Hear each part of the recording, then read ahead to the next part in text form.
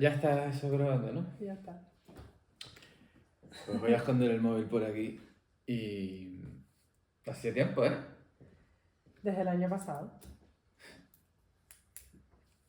Desde el año pasado, ¿cuándo fue la última vez? Bueno, igual, cuando sea. Yo solo sé que nos quedamos con una pregunta que yo creo que igual tiene que ver con el tiempo que ha pasado para que la respondamos, que es el ¿quiénes son los tuyos? Que eso, para que empiecen los peques respondiendo, los y las peques respondiendo, es curioso, es complejo. Porque ¿quiénes son los tuyos? Las respuestas que a mí me llegaron no fueron cortas, concisas que pudiésemos reproducir aquí, sino muchas preguntas que llevan a que esas pequeñas personitas sabias acaben diciendo quiénes creemos nosotros que son los nuestros, ¿no? Y entonces mis amistades, por ejemplo, preguntaban, ¿y quiénes son los tuyos? ¿No? Y la primera respuesta solía ser papi y mami. ¿Y quién más? Y entonces ahí ya a lo mejor era y abuela. ¿Y quién más? Entonces ya era como, bueno, ya está, ¿no? Pero ¿y tus amiguitos y tus amiguitas del cole son tus tuyos? ¿Y tu profesora? También. ¿Y tu...? Entonces, claro, es un tema tan profundo, con tantas capas, con tan... Es que en sociedad, o sea, nos vamos incorporando lentamente a la sociedad. Y la conciencia de esa sociedad llega en otro momento, no en la infancia. La respuesta más clásica de un niño a quiénes son los tuyos son papi y mami, porque son los tuyos, porque todavía no tienes conciencia del colectivo. Tuyos. Me estás hablando ahora de una mujer peruana Uh-huh. que te... Cuéntame. No, porque viene a colación, ahora verás por qué. Una señora que, porque sí, porque me vio ahí. ¿Dónde? En Perú. Ajá. En el mercado que tenía al lado de mi casa en Lima. Iba ahí todos los días, era un mercadito municipal. Y Luego hablaremos del outfit, pero en este momento... No, hay muchas cosas. Sí, no. Muchas capas. Sí. Entonces un día yo estaba ahí pues comprando cualquier cosa, cualquier verdura o algo así, y me dijo, ¿sabes? Si usted compra romero, ¿le gusta el romero? Y yo, sí. Ah, pues si usted se hace agüitas de romero y usted coge un caldero grande y le pone romero y le pone sal gruesa y lo mueve y se baña así una vez a la semana, se quita todas las malas energías que le pueden estar acompañando o tristezas o cosas que le vayan pasando en la semana, usted se las lava con eso. Cuando termine ya toda la ducha, se lanza eso por encima y así ya usted está limpia, ¿no? Como que se te limpia el aura, una cosa así. Y la pregunta es, ¿y esa señora peruana es de las tuyas? Sí. ¿Por qué nos hicimos esta pregunta? ¿Por qué decidimos, oye, vamos a preguntarle a la gente quiénes son los tuyos? Yo creo que estábamos como en medio de las elecciones norteamericanas. O... No, todavía no era... es que fue el año pasado porque todavía no había sido el día en el que se incorporaba Trump. Ah, vale. Ya se había elegido, pero no se había incorporado. O sea, no había habido todavía el cambio, la posesión en cambio de la transferencia de poderes. Sí, yo creo que estábamos un poco como en esa desazón de cómo pueden haber ganado en una nación como los Estados Unidos aquellos que son tan reduccionistas a la hora de quiénes son los tuyos, ¿no? Porque eso es un poco la dicotomía que hay en política, la etiqueten como la etiqueten o traten de sabotearla como tratan de sabotearla hoy en día, que está muy Ayer estaba en un perfil de estos de Instagram que no me puedo contener de hacer un comentario. Es un perfil de tipo filosófico, pero que trata de argumentar como posicionamientos con los que yo no estoy muy de acuerdo. Entonces, no me puedo contener de tratar de argumentar mis ideas, que son contrarias,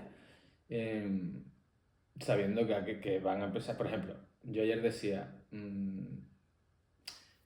el argumento era un poco así como no todos los conservadores son fascistas, ya está bien de tildar a los conservadores de fascistas. Entonces yo respondía, vale, muy bien, de acuerdo, en este tono, vale, no todos los conservadores son fascistas, lo vamos a dejar solo en Trump y en Bolsonaro por intentos de golpe de Estado y tratar de romper el principio de división de poderes, en Netanyahu por obvio genocidio y en Orbán. Y en todos, y añadí que es donde va la coletilla importante, y en todos los conservadores que pactan con ellos en las instituciones, porque hay que recordar que Hitler y Mussolini no hubieran llegado al poder sin el apoyo de los católicos. Y me responde uno, ¿qué fue? ¿Qué dijo? Orbán y Trump fascistas, lo que hay que oír. Y ya está, ¿sabes? Y yo le digo, mire, por favor, argumenta. Sí. Porque es que eso me recuerda a los niños de, pues no hay punto. Sí, porque yo lo digo. Y esto venía a que en el mundo hay dos tipos de personas. Los que creo que evolucionan de ese niño, que es papi y mami, por lógica biológica, y los que van creciendo, madurando como ser humano y se van integrando en una conciencia colectiva de, oye, mira, a mí me preocupa lo que le pasa a la gente. Y toda la gente, para mí, son iguales. No hay mejores ni peores, ¿no? No hay mejores ni peores. Y eso es el fascismo. El fascismo, en las características, tú vas a un libro de historia, vas a un libro de bachillerato y te dice, el fascismo es un movimiento que va en contra del principio de igualdad. A los fascistas niegan, además se enorgullecen de argumentar que esto del parlamentarismo, esto de la democracia, esto del principio de la igualdad, esto no es así. Y fíjate tú que no son racistas. No es que mi raza es superior a la tuya, que me imagino que también lo serán, sino que dentro de los propios italianos, no, perdona, hay italianos, unos italianos de primera que estamos destinados a gobernar y a disfrutar de privilegios. Es un poco un retorno al antiguo régimen. Los ciudadanos de primera, el rey y las familias aristocráticas, y el resto. Con la nación como gran elemento. Este es el otro gran elemento fascista, ¿no? La nación por encima del sujeto. Tú eres prescindible si es en beneficio de la nación. O sea, todos somos prescindibles si es en beneficio de la nación. Pero quien vas a morir vas a ser tú, no quien toma la decisión, ¿no? Y así está el mundo. Desde las profundidades del hiperespacio supermineralizado y así empezaba, no sé si tú te acuerdas, pero así empezaban los dibujos de Super Ratón. No veía Super Ratón. ¿Pero te acuerdas de quién es Super Ratón? No. Joder, es como un ratoncito, tipo Mickey Mouse, pero vestido como en plan Superman. Recuerdo que tenía una braga roja y creo que el resto del traje era como color ocre. Eso me está sonando. Pero... Desde las profundidades del espacio supermineralizado y supervitaminizado llega Super Ratón. Era una cosa que siempre me acordaré. ¿Sabes? Estabas hablando de todo el tema del fascismo, ¿no? Y cómo es la división todo el rato, ¿no? Cómo buscan la división. Y entonces lo que me vino a la cabeza fue el cómo cómo somos también parte de ese fascismo y de esa otra visión, que aunque intentemos luchar en contra de eso, hay una parte de nosotros que también hace eso, ¿no? Sí. Entonces, por ejemplo, cuando vemos estas noticias de cualquier noticia de las que están pasando ahora mismo, que son muy duras en el mundo, cómo nuestro cuerpo tiende a normalizar, o nuestra mente, para decir, eso no son los míos, entonces yo no puedo sufrir con esto, aunque suframos, aunque nos duela, aunque digamos, qué devastador, qué desgracia lo que está pasando, tenemos que separar, ¿no? Tenemos como que dividirnos para no sufrir todo el rato. Y esto me lleva a que yo tuve un ron bastante potente cuando salí de El Salvador, cuando me fui de El Salvador, que estuve viviendo ahí 1 año y medio, porque yo llegué a normalizar el escuchar disparos. Llegué a normalizar que un día estás hablando con el panadero y que esa tarde lo disparen y ya no vuelva ese panadero. Entonces, claro, cuando yo volvía, recuerdo estar en el aeropuerto y estar pensando, ¿qué me pasó? Me despersonalicé, se me fue. ¿Dónde? ¿Sabes por qué esto es normal para mí ahora y por qué yo ya no lloro todos los días como me pasaba cuando llegaba? Que cuando llegué, todas las noches me iba a dormir sin creerme lo que me estaba pasando y sin creer lo que estaba pasando a mi alrededor, porque a mí, yo era una observadora en esa sociedad. Y después de un año y medio, recuerdo perfectamente, y lo tengo que tener escrito en alguna libreta, el qué me pasó y cómo llegué a normalizar esto. Entonces, cómo eso también es esa división y es el no puedo dejar que entre en mí. Ya, mira, yo escuchándote aquí, me han venido ideas que he tenido que apuntar y al mismo tiempo la compresión de decir, nos queremos que esto sean 45 minutos y yo estaría hablando 8 horas. Mira, he anotado el run run como necesidad y yo estoy aquí por necesidad. Estoy hablando contigo por necesidad. Porque ahora trato de explicarlo. Y luego me ha venido a la cabeza un peluquero, un judío en un campo de concentración cuya labor era cortarle el pelo a las mujeres antes de que entraran en la cámara de gas. Hablar con el panadero sabiendo que no lo ibas a volver a ver, ¿no? Una y otra y cientos y miles. Y somos bichos, somos animales que sobrevivimos en unas circunstancias a veces inhumanas. Y solo superamos esas circunstancias y solo superamos determinados horrores desde la paz, desde la reflexión intelectual, desde estar seguros, comidos, dormidos, descansados, queridos. Desde ahí podemos reflexionar y pensar en qué es la ética, qué es la moral y qué es lo correcto. Las revoluciones siempre han sido en el último momento. Es decir, cuando ya era la muerte o me levanto o me rebelo. El ser humano, a mí esto me ha hecho pensar, cosas que piensa uno, todo lo que somos capaces de aguantar, ¿no? Y yo siempre digo a mis alumnos, las revoluciones aparecen cuando ya en el plato no queda nada. Porque si queda un mendrugo de pan, aguantamos. Y digo, ¿y cómo es la naturaleza humana? Y pensé, bueno, tú naces y dependes de unas personas que te dan de comer, que te alimentan y que te dan seguridad, ¿no? Pues somos súper indefensos al nacer. Y ojo, porque esto es importante. Te pueden tratar mejor o peor, pero son tu familia, tú lo aceptas, asumes, o sea, renuncias a tu capacidad de decisión porque eres muy pequeño y se la dejas a otras personas. Fíjate que luego esto se reproduce a nivel colectivo. En el antiguo régimen, por ejemplo, la gente asumía que el rey decidiera por ellos. Y sin problema.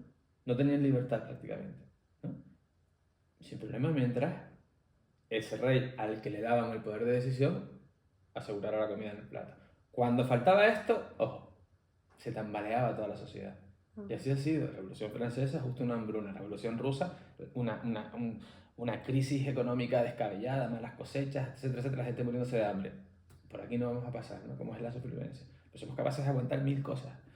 Y yo creo que ahora mismo la sociedad está enferma. Vemos que las cosas pasan y no... Aquí podemos pensar un montón de cosas, que injusto, que cómo puede estar pasando esto, pero se queda todo aquí. Por eso decía que yo estoy aquí por necesidad. Necesitamos acercarnos los unos a los otros, porque la acción es colectiva, es conjunta. Estabas hablando y yo pensé, bueno, supongo que toda Europa sabía que aquí había una guerra civil entre el fascismo autoritario y totalitarista y la república democrática y elegida, y aquí vinieron algunos. Las brigadas internacionales estaban formadas por gente de fuera que venía y no tenía por qué, y venía aquí, extranjeros de todas las nacionalidades, venía aquí a luchar por algo, ¿no? Venían aquí, pero lo sabría toda Europa y vinieron algunos. Nosotros estamos viendo ahora un montón de cosas que pasan y ¿qué hacemos? Mi pregunta es esa, lo que a veces me atormenta es ¿y qué hacemos? ¿Qué hago yo? El otro día tuve una conversación con mi terapeuta, precisamente de esto, ¿no? Un poco empezamos la sesión como todo lo que está pasando, todo lo que... Y mi pregunta era esa, ¿no? Pero, ¿y por qué nadie está haciendo nada? ¿Sabes? ¿Cómo se está dejando que esto ocurra? ¿Cómo es posible que estas cosas tan ridículas, ¿no? Que tú ves estas sentencias que salen y dices, pero vamos a ver, ¿alguien ha estudiado esto? Porque si yo leo aquí, tengo pruebas, tengo esto, tengo lo otro, ¿cómo es que de repente una sentencia puede salir algo que nadie esperaba? ¿De dónde? ¿Y quiénes son los organismos que pueden parar ahí? ¿Y qué está pasando que no lo están haciendo, no? Y al final, claro, yo me pregunto mucho ¿y qué estoy haciendo yo para esto? ¿Qué puedo hacer yo? Y la reflexión a la que llegamos fue que yo, o sea, el decidir ser, o sea, que ya no vale, porque ahora mismo no estamos en un momento en el que valga salir a la calle, que también en momentos determinados, y enseñar las tetas. ¿Sabes? Ya no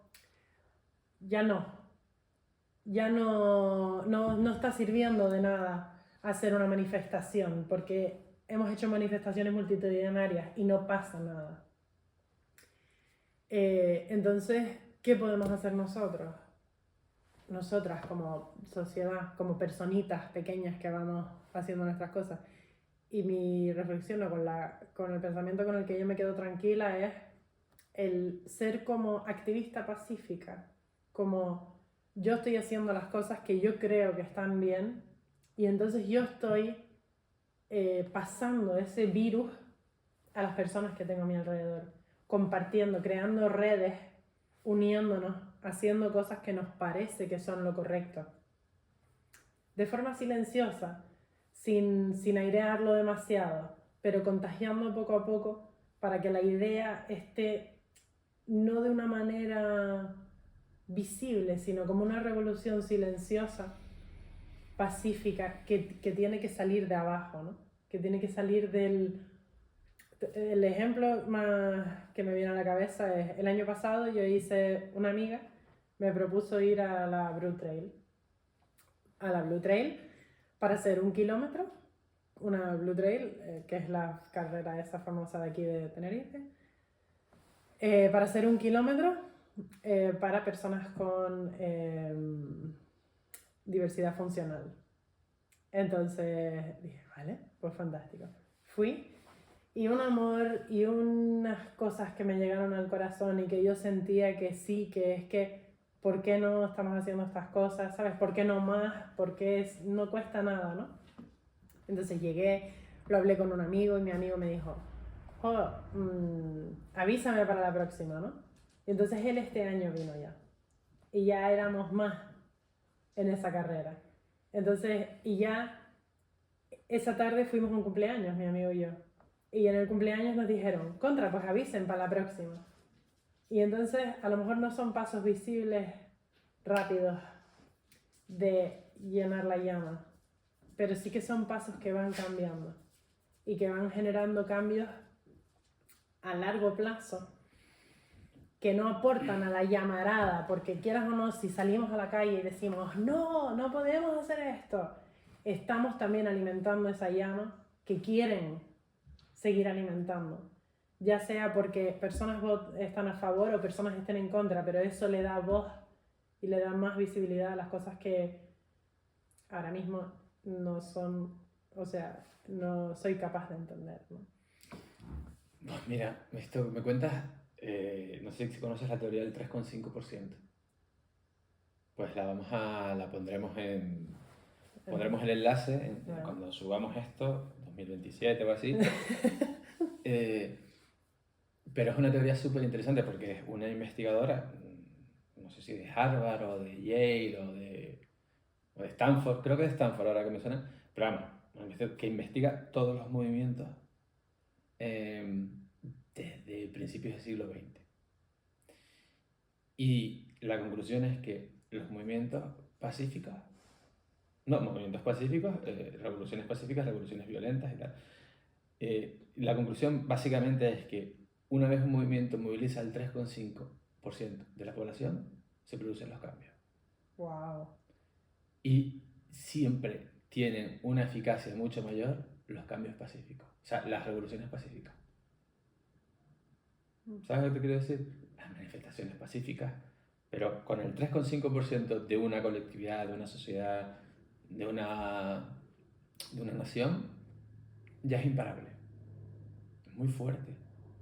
Wow. Es muy fuerte.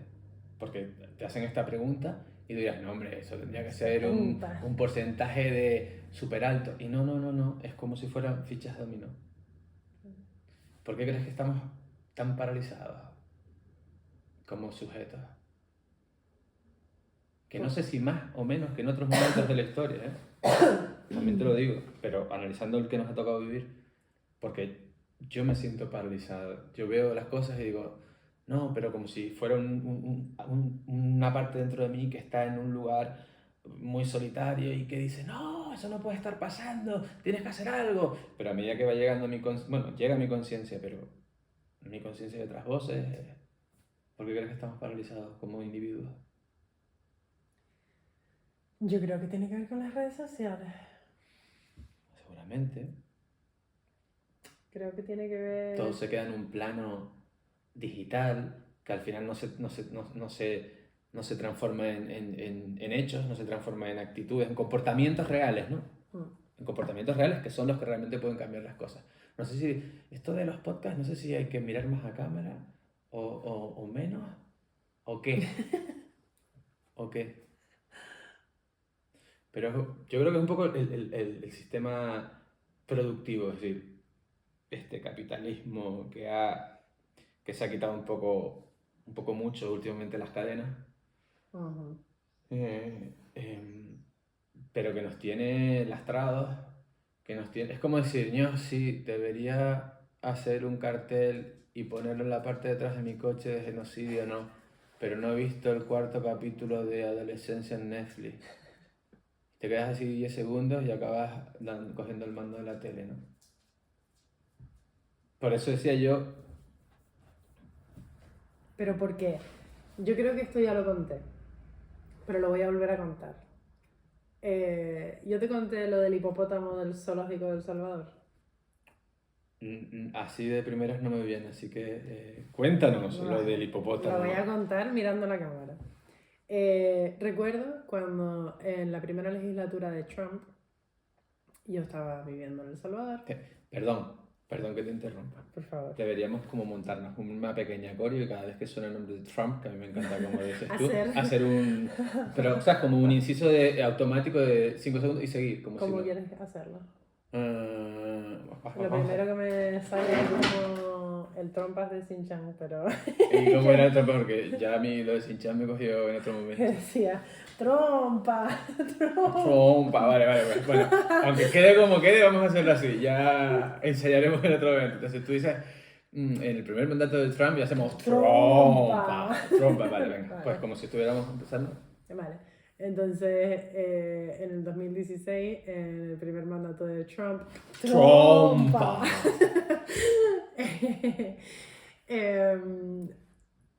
Estaba pasando un montón de cosas. De hecho, el actual presidente de El Salvador estaba también como alcalde de Antiguo Cuscatlán, que es una ciudad, un barrio dentro de San Salvador. Cuscatlán. Ah, Cuscatlán, vale. Y entonces todo estaba como moviéndose mucho, ¿no? Y había muchas cosas pasando en El Salvador. Antes de este señor llegar, había un montón de zonas rojas, no se podía ir a un montón de sitios dentro de El Salvador.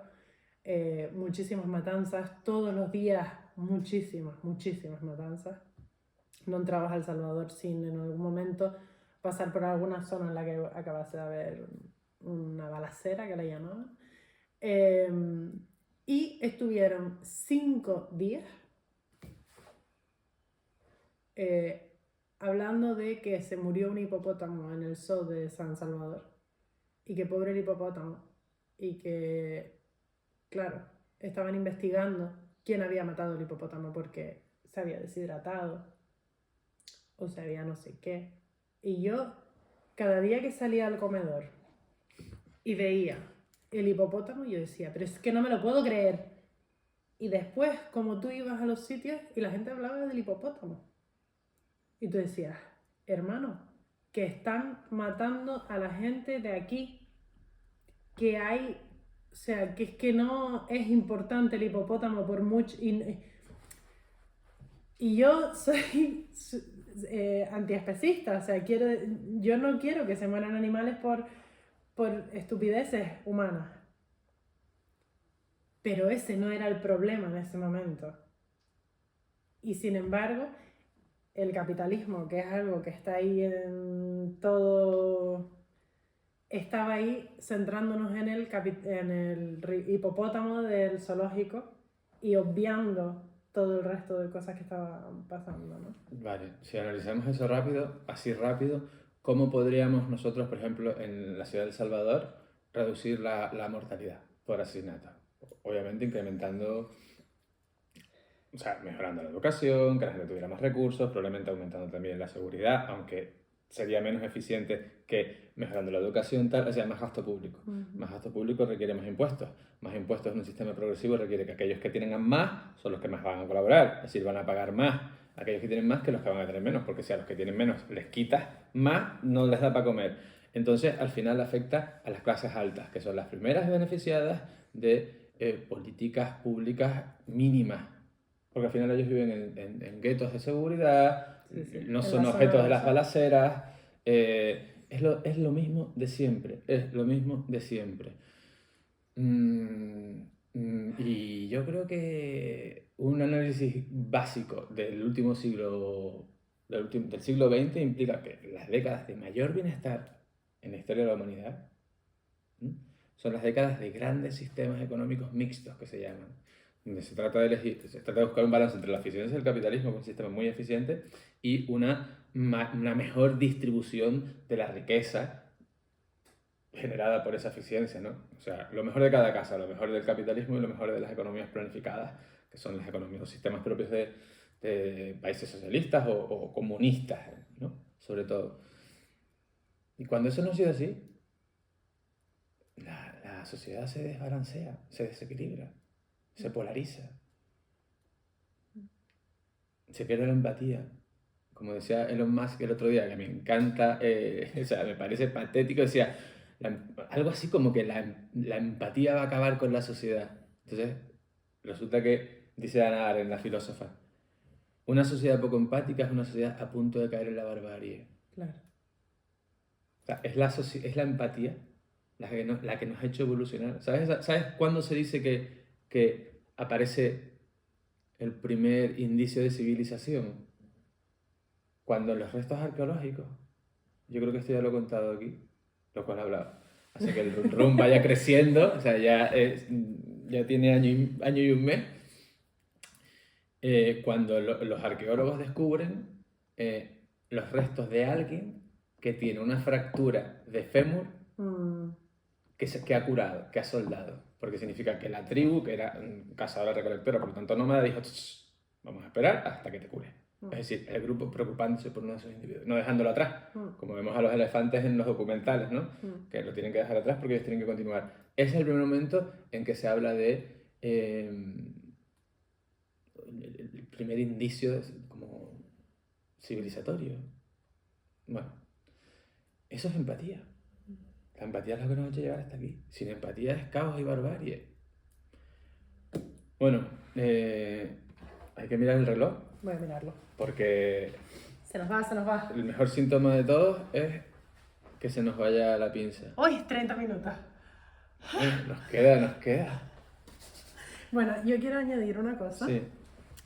Que el otro día, cuando ya sabía que se acercaba este momento. Porque, ojo, hemos tenido que...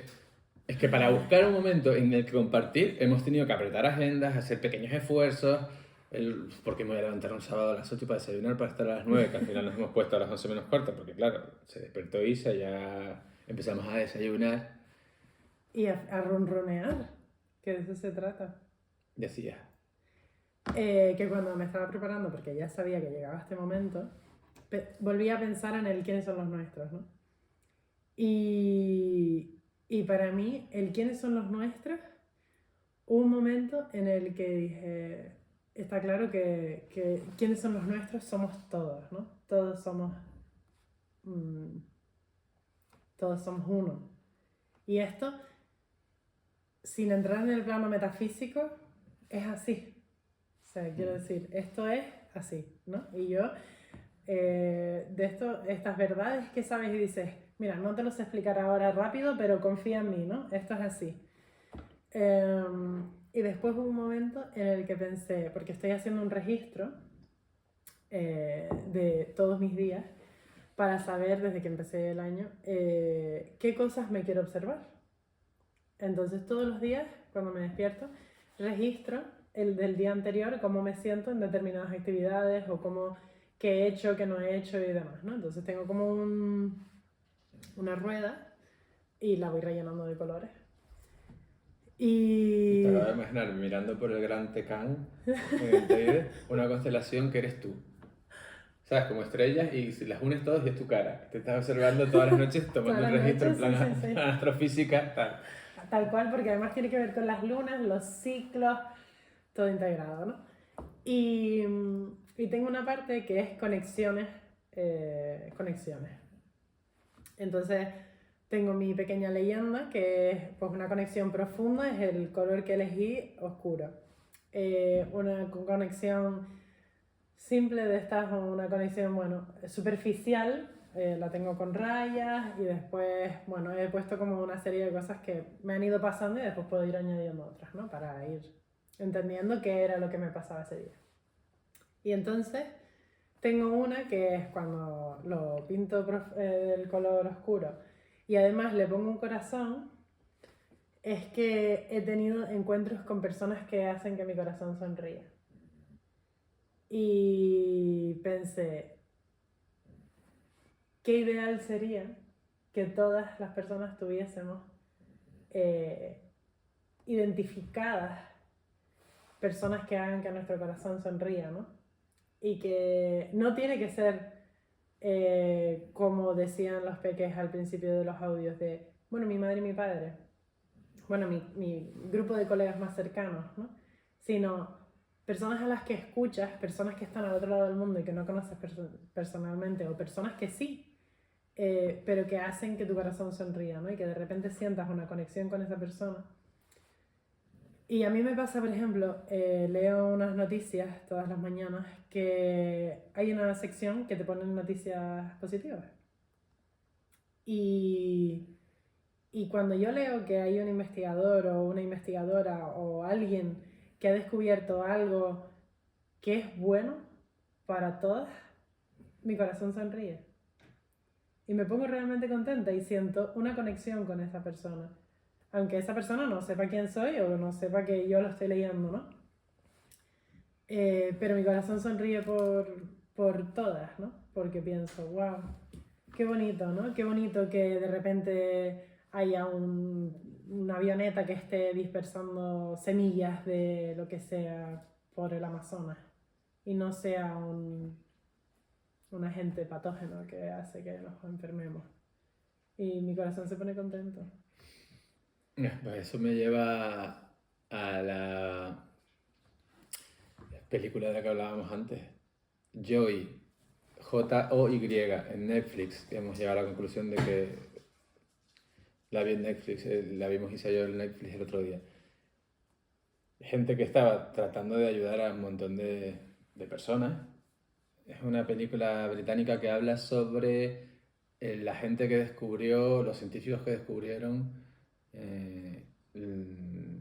que llevaron a cabo los primeros experimentos exitosos de fecundación in vitro.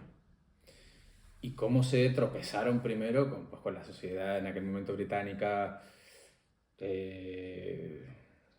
con las recelas del cristianismo a este tipo de temas, ¿no? ¿Cómo vas a hacer, a tratar de ser tu Dios decidiendo sobre la vida y la muerte, este tipo de cosas, ¿no? Y me acuerdo que había una cosa muy graciosa que ellos decían, vale, pues no lo hacemos, pero entonces te quitas la dentadura postiza que también es un invento científico, porque no quiero hacer Dios. Dios sabrá si te quitan los dientes o no. ¿Y cuál era el otro? O sea, es como ciertas cosas que con las mismas reticencias acabaron siendo aceptadas y luego, por la lógica y el sentido común, es ¡qué maravilla! ¿Sabes? Y eso es falta de empatía. Porque una de las cosas, de este trío que lo saca para adelante este asunto es una enfermera, ¿no? Y ella dice, es que hay cientos de mujeres y de hombres que quieren ser papás y mamás y no pueden, ¿no? Y esa es la falta de empatía, de no colocarte en el lugar del otro y otra cosa, juzgar al otro. Yeah. Mira, ayer me pasó una cosa que es que me fui a hacer una analítica, claro, no había desayunado, digo, me voy a pegar un homenaje. Y me fui ahí a un local muy bueno de la Laguna y al salir iba con mi móvil y por el rabillo del ojo vi a un joven negro en cuclillas sentado ahí en la calle, estaba como frente justo a una panadería, me imagino que estaba yo esperando a ver si la gente pues le compartía algo. Y entonces dije, bueno, estoy mirando mi móvil. Y entonces ese momento en que, ¿qué hago tal? Y dije, párate, dale algo, dinero. Me di la vuelta, cogí la moneda, me acerqué y se la di, le di 1 euro. Y digo, toma, y me fui, ¿sabes? Y me sentí fatal. O sea, no había manera de sentirme bien. Me sentí fatal porque estaba tratando de darle el euro para sentirme bien. ¿Sabes? O sea, fue una cosa como muy, muy rara.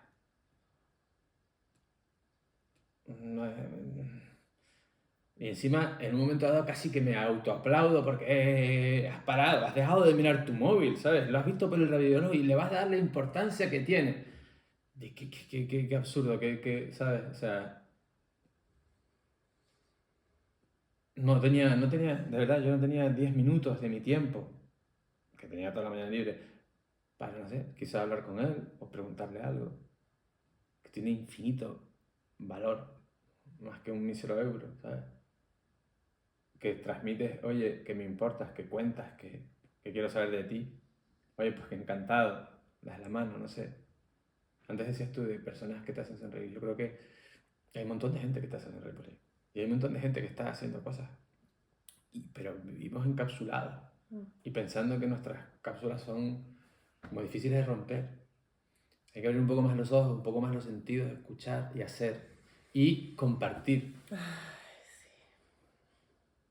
Yo creo que las acciones colectivas, que es la única manera de crecer, de progresar, de empatizar, de preocuparnos los unos por los otros, parten de estar con otras personas. No hay acciones colectivas que partan de alguien en su casa pensando a solas. Esas cosas se quedan en el pensamiento o en acciones que luego, al no haber sido compartidas, no agarran en la sociedad. Para que agarren, un grupo tiene que sentirse parte de eso. ¿Sabes? Como esto que se dice, la cultura de empresa. No, es que en esa empresa, en esa organización humana, todos reman porque todos se sienten parte de la misma, ¿no? Pero para que todos se sientan parte de la misma, tienen que haber sido escuchados, tienen que haber dado su opinión, tienen que haber... Entonces, comparte tiempo con otras personas, yo creo que es básico. Por eso decía al principio el run como necesidad. Compartir con alguien que me saca una sonrisa. Bueno, ahora voy a levantarme y voy a coger la cámara y la voy a acercar a tus pendientes. Vale. Momento... Bueno, me puedo acercar. Te puedes acercar tú. O sea, ¿perdona? Es que... sí, son bellísimos. Una cosa muy loca. Me encantan las frases esas de que se ponen de moda. Como perdona, sí. O una cosa muy loca. Sí, y luego las usas 6 meses, 1 año, y desaparecen, aparecen otras. Sí. ¿Cómo es otra que...? No, yo tengo una historia de esto que con mis amigas Carolina Barbosa y Daniela. ¿Barbosa? Barbosa. El capitán Barbosa. Ay, es que lo iba a decir, ¿sabes? Que... Su padre es cubano. Nosotras de adolescentes, su madre es alemana, su padre cubano, bueno, un poco para poner en contexto. Pero eso, ¿no? ¿Las conociste en el campo de concentración de hijos mixtos? Sí. Entonces todas íbamos ahí, estábamos quedándonos en casa de Caro. Ajá. Y entonces íbamos a hacer pasta, mac and cheese, ¿no? Que es muy típico de la americanada, de macarrones con todos los quesos que te puedes encontrar, boom, para adentro, leche, todo ahí. Y entonces estábamos ahí haciendo el mac and cheese y algo pasó que empezamos, ¡wow! ¡Se sale! ¡Se sale! Como esa frase que fue en su momento Sí, algo sí, brutal. sí. Todo, ¡se sale! ¡Se sale! Y la madre vino corriendo y ¿qué se está saliendo? ¿Qué se está saliendo? Porque claro, era adolescente cocinando algo que podría haberse perfectamente salido del caldero o de donde fuese. Y claro, y en ese momento nos hizo tanta gracia y me acabas de recordar a ese momento. Bueno, ¿Cómo eso, que se eso, sabe? eso de tu madre, de la madre, de Barbosa y los mac and cheese, Sí. que lo de los mac and cheese me encanta porque suena como súper, como Anita Baker, ¿sabes? Anita Panadera, macarrones con queso, ¿sabes? Sí, sí.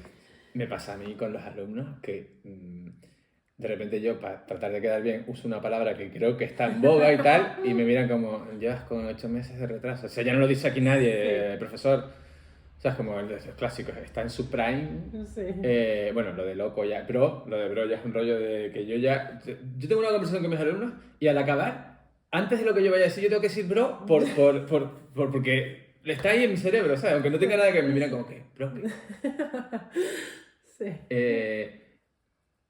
Como en su momento, que ya está enterrada, fallecida, fenecida, sucumbida, es lo de venirse arriba, que Sí. tuvo su gran momento. Sí, Son como los discos, Sí. son como los 40 principales, ¿sabes? Me encanta. Sí. Y cómo se te van metiendo las frases. Aunque no quieras, aunque Aunque no no quieras, entiendas. aunque no quieras. Sí. Ahora yo estoy mucho con... Es que es de locos. De loco. De loco, que es una cosa viejísima ya para los adolescentes, que la usaban hace 3 o 4 años por lo menos. Sí. Bueno. Ay, bueno, tenemos algo que contarles, que es que, que es que en la próxima vamos a tener una invitada. Vamos a tratar de abordar temas. A veces es raro, porque por ejemplo yo venía y decía, mira, no. A la auténtica esencia del run run, es decir, a saco, o sea, sin preparar nada y tal, que sabemos que es contraproducente a lo eficiente y lo que triunfa en este campo, que es como cosas como mucho más acotadas, con mucha más investigación, pero es que, repetimos, esto es para nosotros. Y para ustedes si quieren, pero sobre todo para nosotros. Como necesidad. Y entonces, pero bueno, hay temas que sí que queremos hablar sobre ellos. Más teniendo personas en nuestro entorno. Especializadas, o que sepan dibujar el mapa de una forma más clara o profunda, ¿no? Sí. Bueno, pues nada, esa es la novedad que vamos a traer desde... Y luego también queremos traer gente simplemente para que forme parte del run run en plan así anárquico. Sí. Anárquico. Sí. Esto ya estaba pensando, esto se podía llamar perfectamente andar por casa también, ¿sabes? Sí. Tengo que contar un chiste malísimo que es... O sea, no es ni un chiste, esas estas expresiones que te hacen gracia a ti y solo a ti. Sí. Estaba como en la expresión esta, es que esto es el pan de cada día. Sí. Es que no sé ni que me voy a arrepentir de contarlo. Y el otro día me salió, no, es que este es el flan de cada tía. Porque todas las tías tienen una receta de, no, es que el flan de mi tía, ¿sabes? Pues nada, así, este es el nivel. Este es el flan de cada tía. Y tengo que ir al dentista a colocarme una muela y hacerme un implante porque es que ya me da vergüenza de reírme. O cuando me estoy riendo, sigue ¡la muela! Y corto la sonrisa, ¿sabes? Para que no se me vea el hueco. Pues yo creo que ya, ¿no? Ya. Me voy a levantar porque además me estoy meando. Entonces tienes una aplicación nueva que te vas a descargar para todos estos rollos, ¿no? Sí. Y adiós. Bye bye.